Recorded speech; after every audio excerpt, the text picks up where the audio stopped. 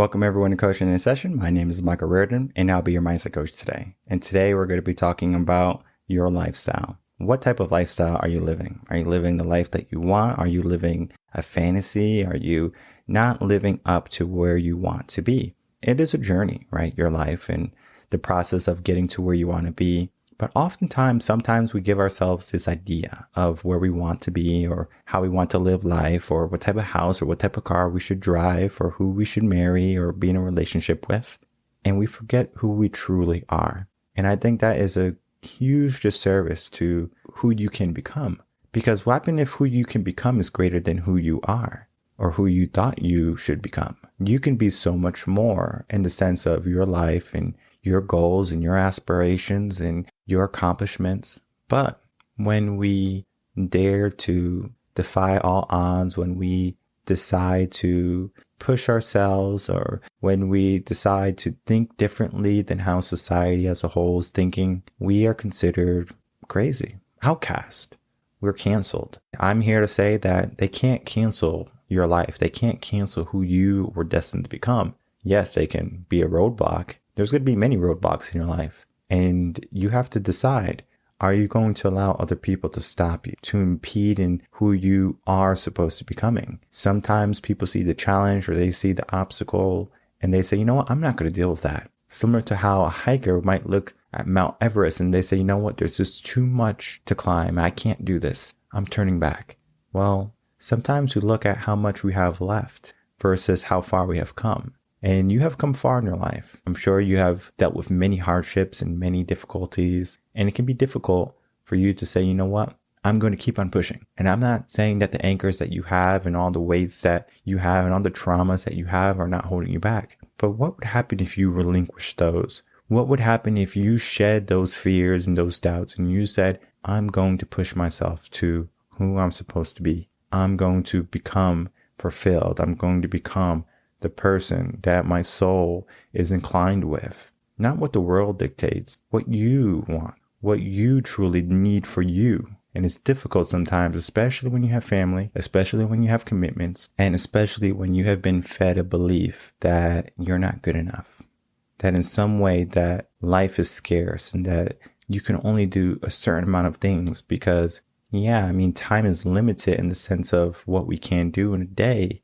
But just because we have 24 hours, it doesn't mean we can't use all of those 24 hours. We have the opportunity to create something amazing with each day, with each of those 24 hours. And today I'm bringing on a lifestyle coach, Jessica Malone, who's going to be helping us figure out our life and then figure out our mindset and then how we can start to make adjustments to get on track to who we were always meant to be.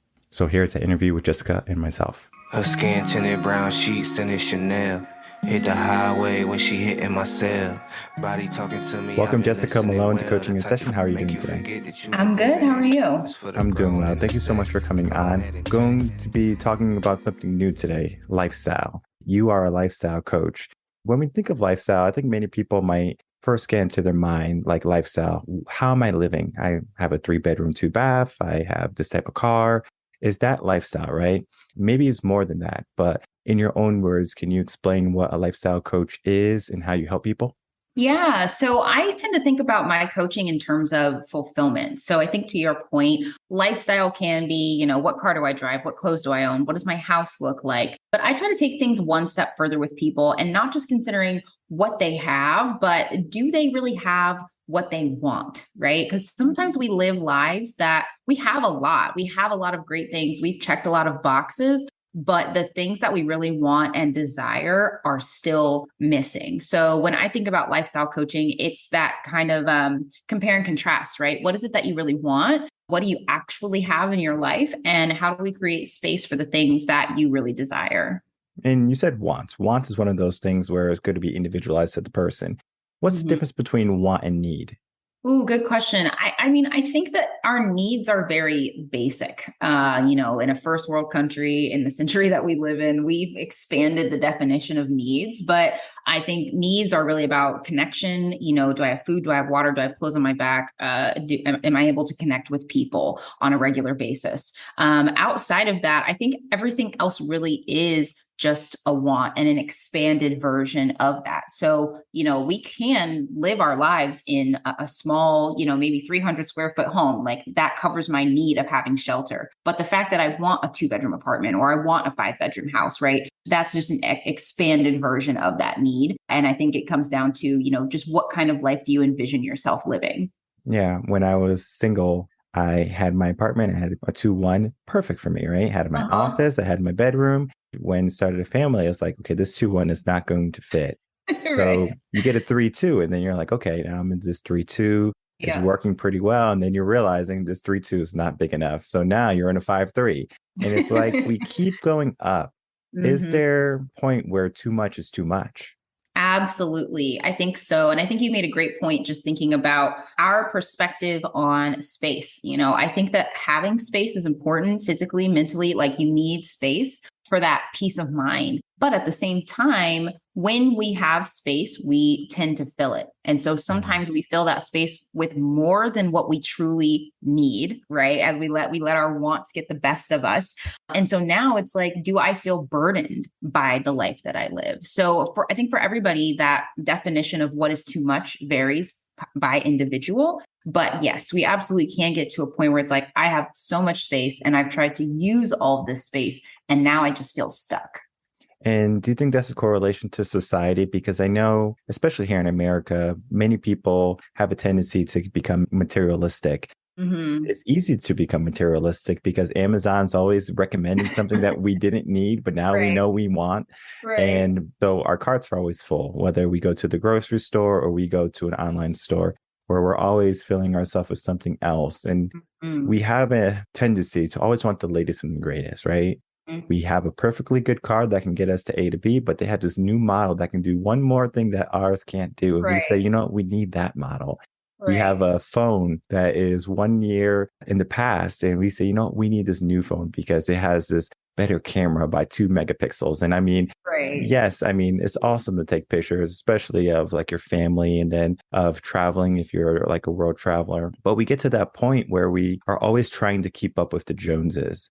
And hmm what does that do to someone's mindset when they're always in that race to say, okay, I have to stay up to the latest and greatest. I have to be amongst my peers with the latest iPhone, because if you have an iPhone 6, you're probably being made fun of right now. Right. Absolutely. And I'm an Android user, so I get made fun of literally all the time. But I think to your question around mindset, it's such a tricky thing. I have a background in sales. And when you think about sales, marketing, advertising, it all boils back to the same thing. I have to show people that they're missing something, that they have a pain point. Right. And so generally when we think about needs, it's like a physiological need. I'm having hunger pains. I need to eat, right? It's cold outside. I need shelter. But as we move into, like you mentioned, like in a first world country where for many of us, our basic needs are generally covered on a day-to-day basis, it's like, how do these companies get you to want stuff? Well, they make it seem like you also have this need for something else, right? So now I have this pain point. Well, if you had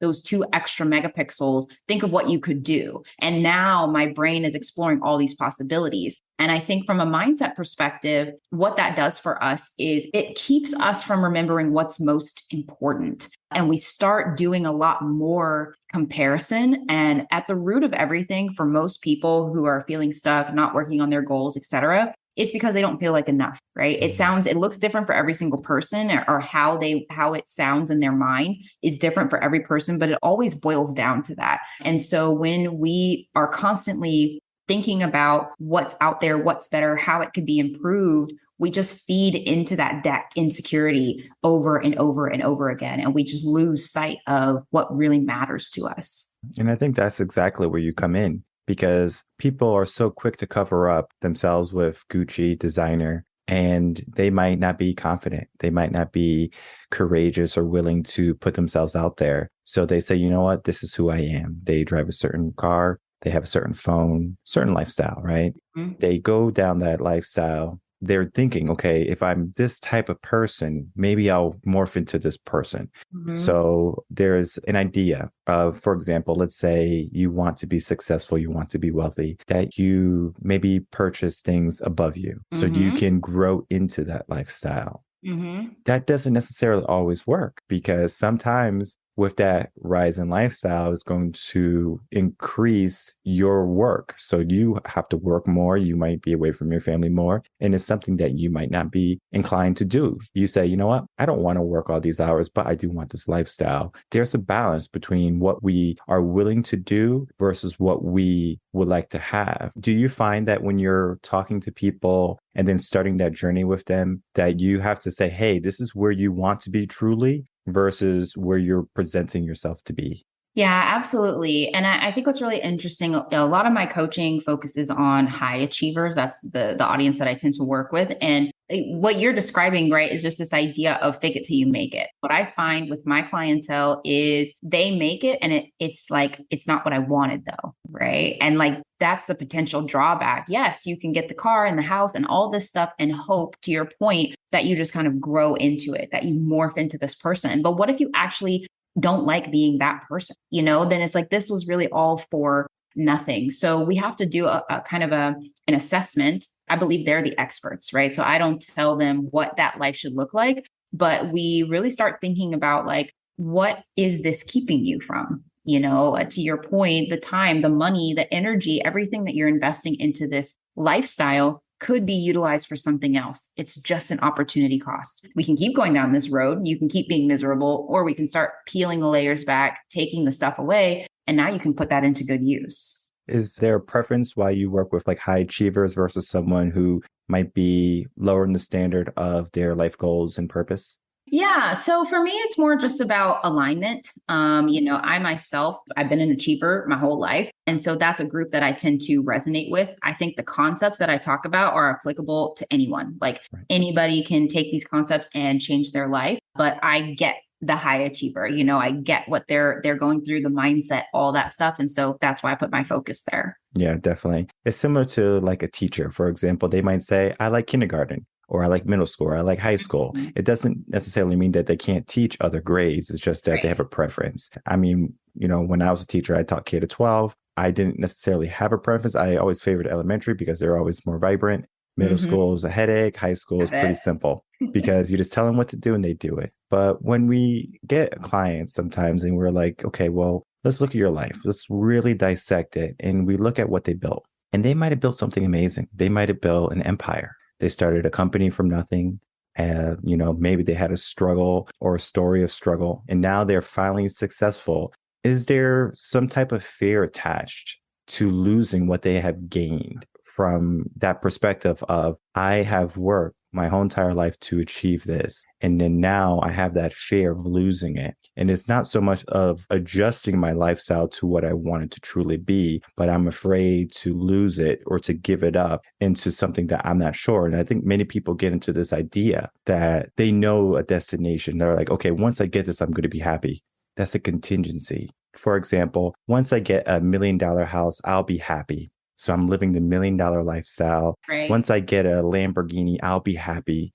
But until then, am I not happy? What is that process for helping someone with that fear and then helping them understand that the contingencies that they give themselves are just a facade? Yeah, that's such a good question. And I would say the way that we tend to approach it is, I would say it's twofold, because sometimes the fear is losing it and sometimes the fear is around sustainability. So for some people, it's like, I have achieved so much, and the only reason I'm not going after what I really want, even though I've already identified that, is like, I don't know if I can be successful in that. Right? I'm successful in this existing identity. Maybe that's academic, or I'm in the corporate world. But now that I want to launch a business, now that I want to do something outside of that, I don't know that I'm going to be good at it. So I'm not so worried about losing this life that I have. I maybe want that, but can I actually sustain this life that I say that I want to build? Because I've never really experienced it. And then I think, to your point, on the other side of that, you do have this fear of failure, of losing things. But I think more people are worried about losing like their relationships or the identity that they've built and how that impacts the other people that are in their life.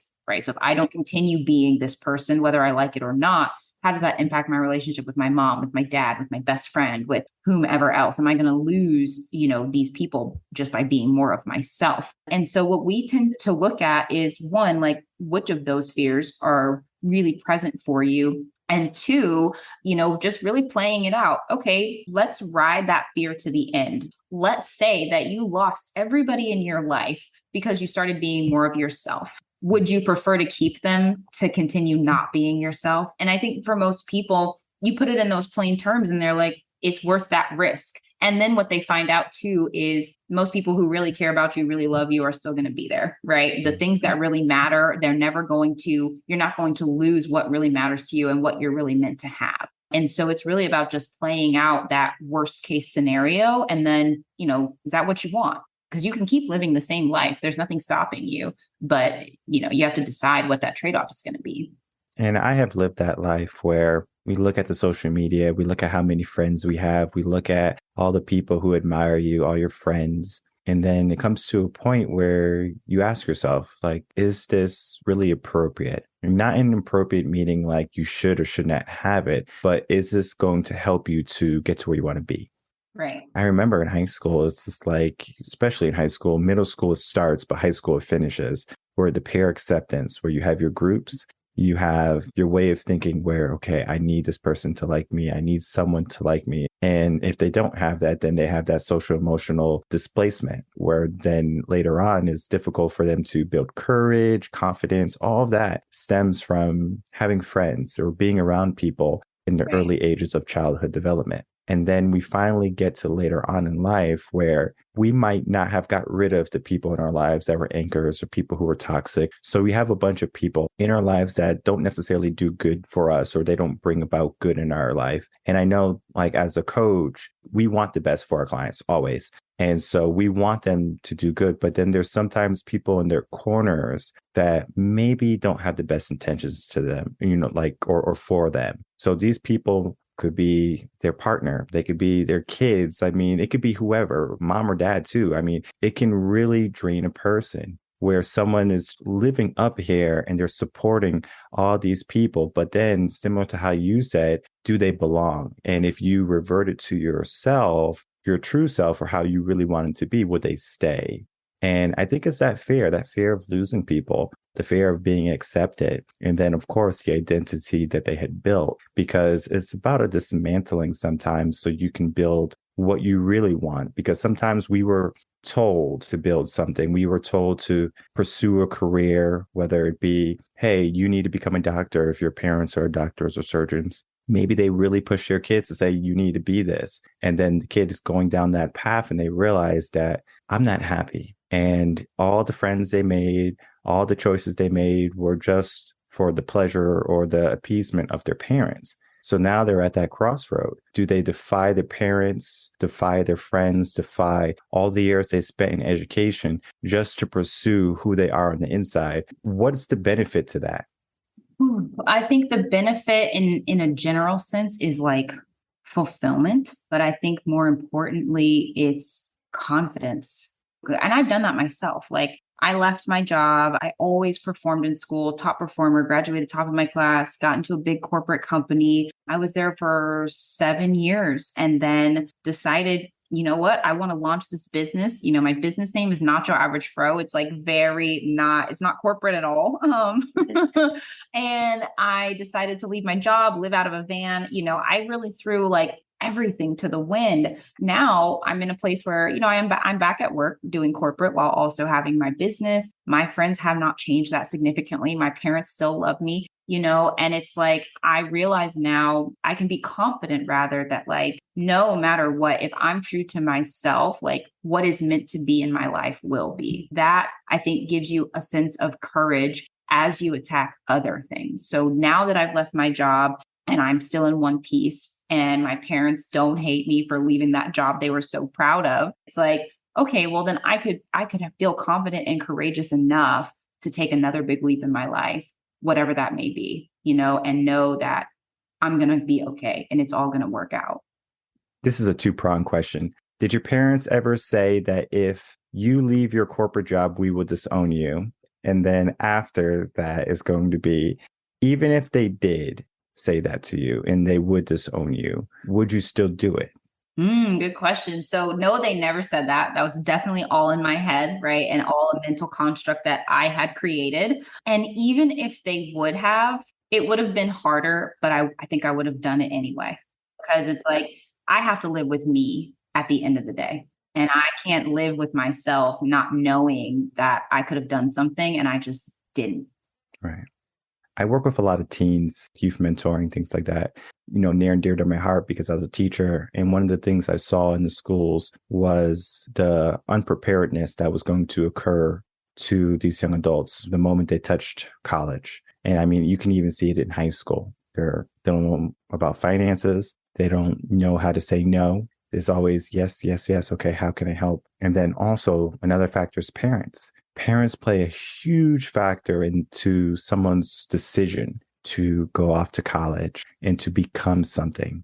Maybe they wanted them to take a part of the family business versus they don't want anything to do with the family business. They want to be a cook. They want to be a chef. They want to be Gordon Ramsay or something, right? Right. But they have that parent there saying, hey, we need you to do this. We need you to do this. And I'm there coaching them. I'm saying, listen, it's difficult to say no. It's difficult to fight that true self in you because there will come a point when you are going to not be happy where, yes, you can take the family business and you can do it for 10 years. And then you can probably say, you know what, I did the family business enough and go off to be a chef. You could do that. Is that delay going to impact you for the long haul? Sometimes people can become mentally fatigued, mentally drained. And it's similar to burnout, where burnout is not like, oh, I'm burned out. Let me take a day rest. It could take months, sometimes years for someone to recover from burnout. And when we give ourselves a certain lifestyle or family gives us certain expectations to show up every single day to finally get to that burnout. And we're like, okay, now I need some help. I need a coach. I need someone to help me figure this out. Burnout is one of the things I tell people if you can avoid it, because when you're in it, it's very difficult to get out. What do you tell people who have a lifestyle type burnout where they maybe bought too much stuff and now they're in credit card debt, or they feel like they don't have enough? So they're always continually buying everything. Similar to my mom. She's going to listen to this episode too. She goes on Amazon and she buys all this stuff. So I'm like, you don't need this. And she's like, but I do. And I'm like, you don't need it. So she's in a lifestyle right now where she's going to keep on buying stuff from Amazon and then she's going to have no room. I don't know where she's going to put it all. Right. Yeah. So my number one piece of advice, and this is what I center my coaching around as well, is to declutter. And I mean that in the most general sense. A lot of times when we think about decluttering, we're always focused on our home, but you can declutter your stuff. You can declutter your time, your money, your relationships, your mind, so that's where I say to begin. Learn how to let go, learn why you need to let go. And then that ball just starts rolling, right? So in the scenario of like, I've bought all of this stuff. Okay, first let's talk about like what you really want and what things you have that represent a life that, you've been faking it around, right? Let's start learning how to like practice, okay, I'm going to let go of maybe not the car, right? The car might be tough, but like maybe I let go of some nice headphones that I bought, I start letting go of things little by little. I build that confidence, I build that courage. Then I can look out to the rest of my life and say, okay, I want to dismantle all these other things because they're just not serving me in being fulfilled. And there's one critical aspect to why people always try to stay up to date. And I'm a fan of, for example, if you have a pair of headphones, let's say you have a Beat headset and it's a really good headset and you have already two pairs, there's a new one that comes out. So new Beats headphones, you have to have it. Okay. Well, do you have to have 3 headphones? Probably not, right? You could probably get away with 2. If one breaks, you have a backup, right? I'm a big fan of plan B, where, okay, if the house is burning, what do we do, right? Plan A is fire extinguisher, 911. Plan B is, okay, stay with your parents or something like that, right? So it's not like, oh, the house burned down, I guess I'm just going to sleep in my car tonight. No. Like we have a plan. And I think sometimes people, they just get into the wheel of wanting, where they're just like, I want. Some of the most wealthy clients that I work with, they have everything. They have big houses, fancy cars, good family. But what they're lacking sometimes is gratitude, where it's like, if we took a moment just to be gracious for our life, we wake up in the morning, thank you for my life, or we get to speak with someone and we're thankful for that conversation. Just doing that little insert helps them tremendously, just adding a little bit of gratitude. When we look at our life, what are some of the things that we can be grateful for? Of course, we can be grateful for life in general, but I'm sure there's more to that, especially as a lifestyle coach. You're going to know all the wonderful things that someone can really pay attention to. I think the basic things are health, right? Like grateful to be here. But deeper than that, I think that a lot of times we are not grateful for who we are and like how we show up.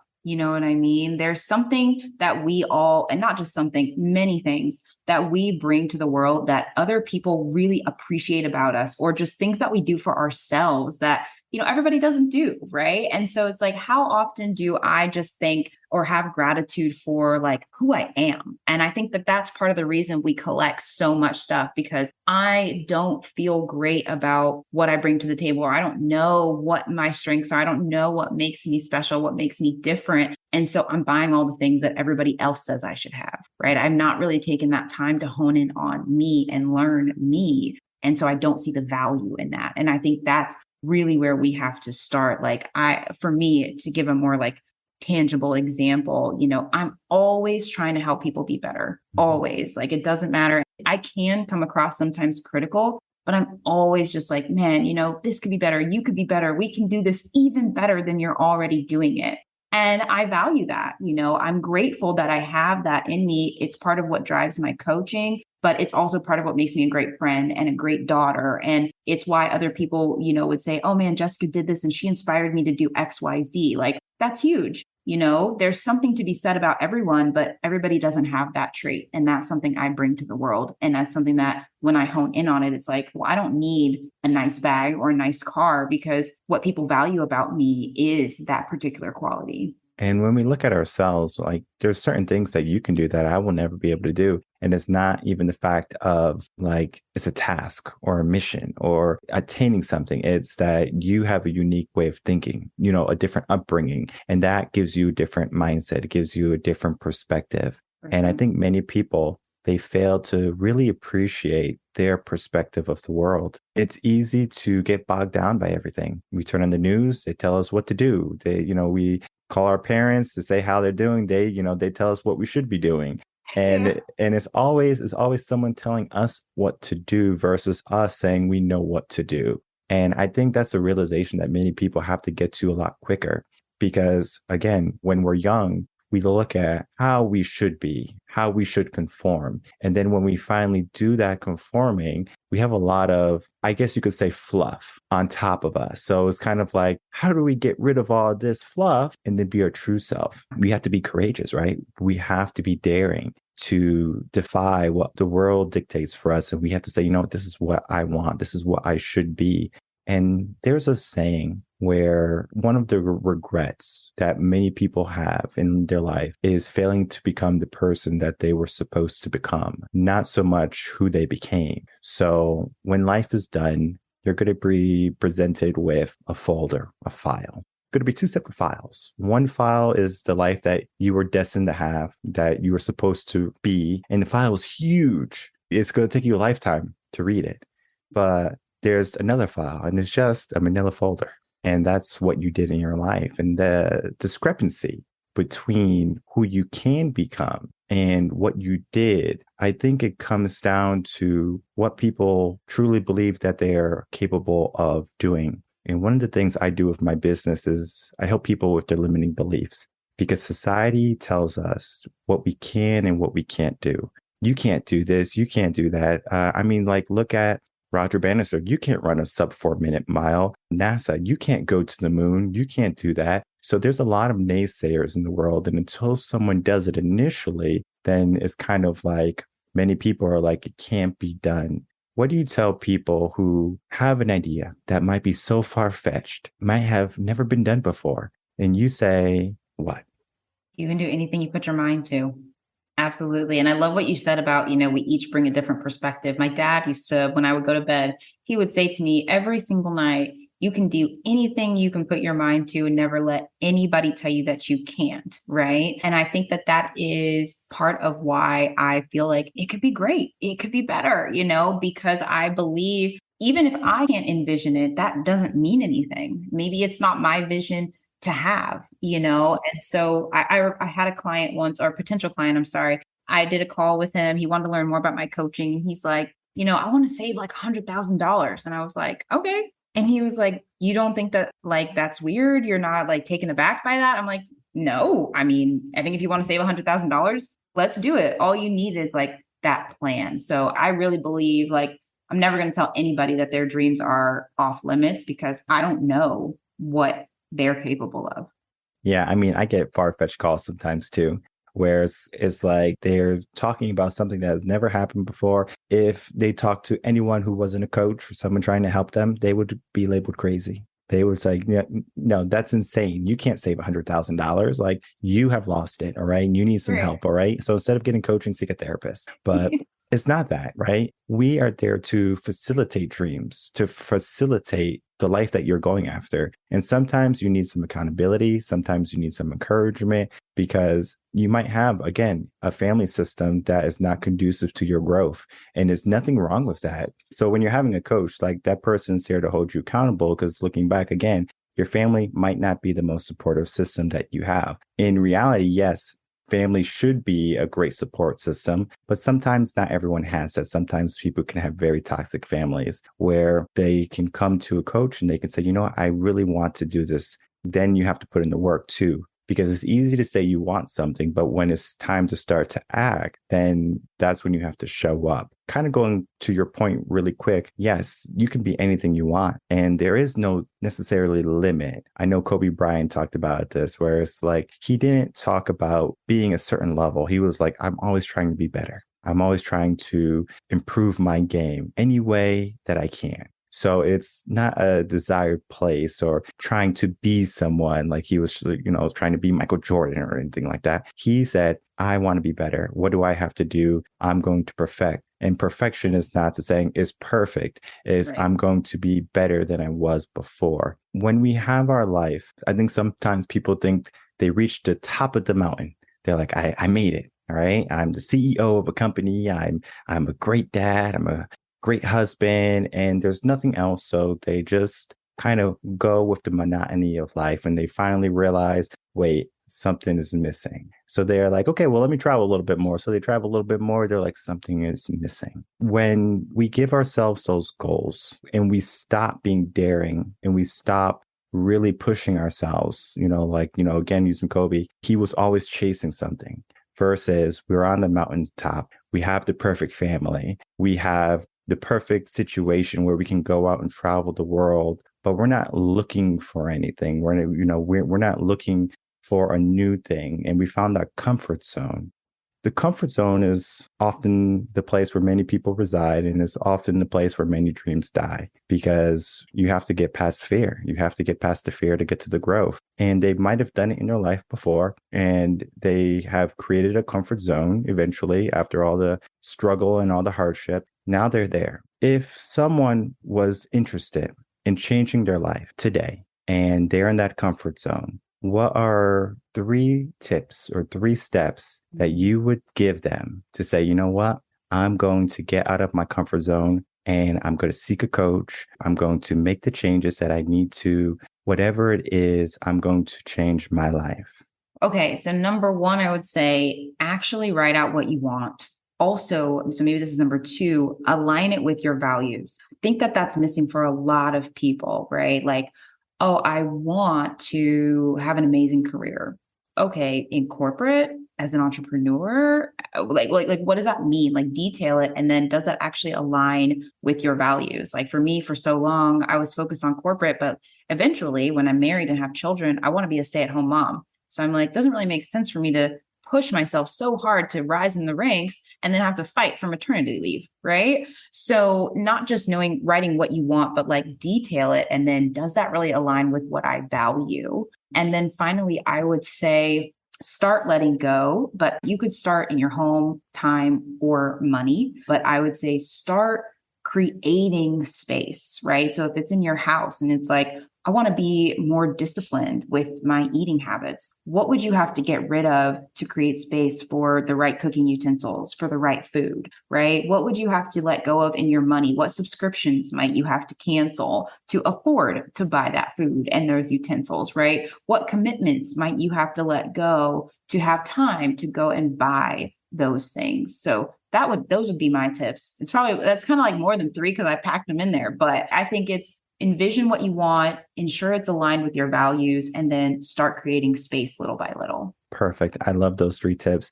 And there's so much to say on top of that. And what I want to do is I want people to have that conversation with you because it's so important to open up people's minds into the life that they really, truly want.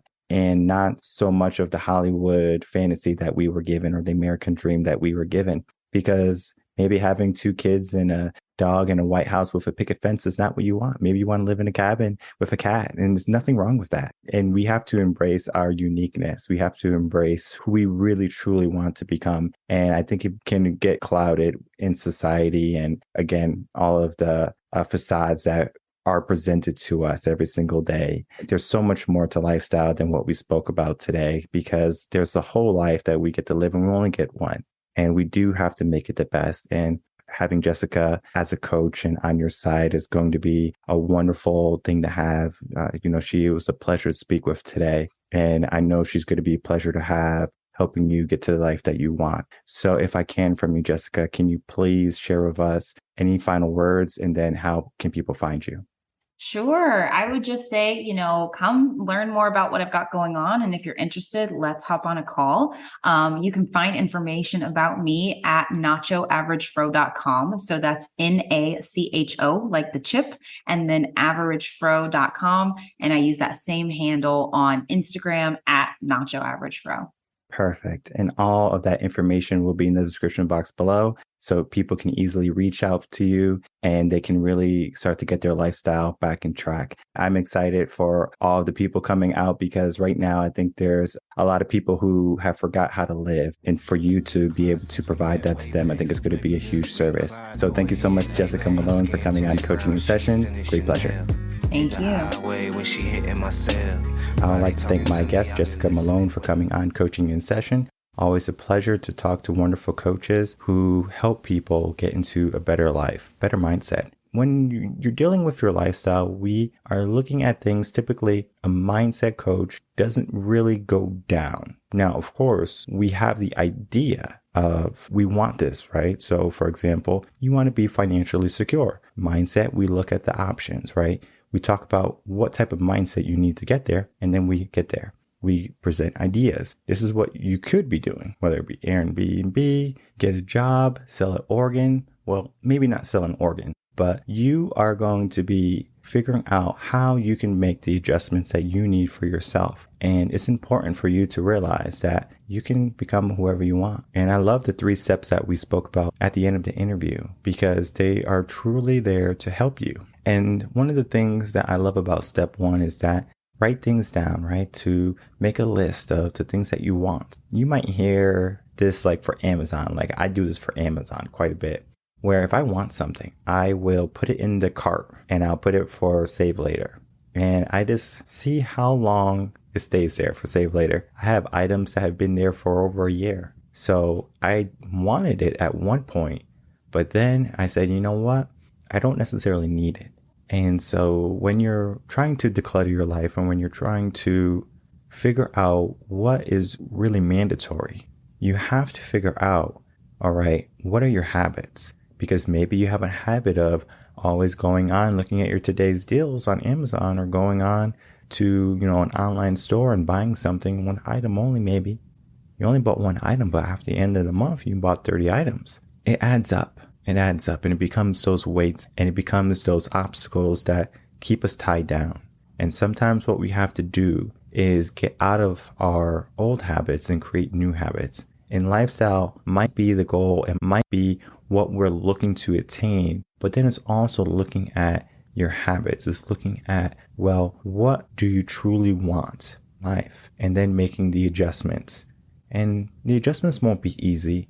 And that's why I encourage everyone to get a coach. And Jessica is going to be a wonderful coach if you are in the realm of being a high achiever and you're looking at adjusting your lifestyle. Whether you're trying to lower it or increase it, it doesn't necessarily matter. But you have to make the conscious effort to make that change for your life. And sometimes people, they just throw it to the wayside until time runs out. And then it becomes a regret that you didn't do everything you could in this life. Because in life, we only get one of them. So how can we make this one the best? And we can start by making sure you have a coach that's going to help us get to the life that we want, helping us get to the mindset that we want, and then helping us become the person that we were always truly destined to be. My name is Michael Rearden. I'm a mindset coach. If you have any questions, you can email me coachinginsession@gmail.com. And I will see everyone on the next episode of Coaching in Session. Until then, everyone, take care.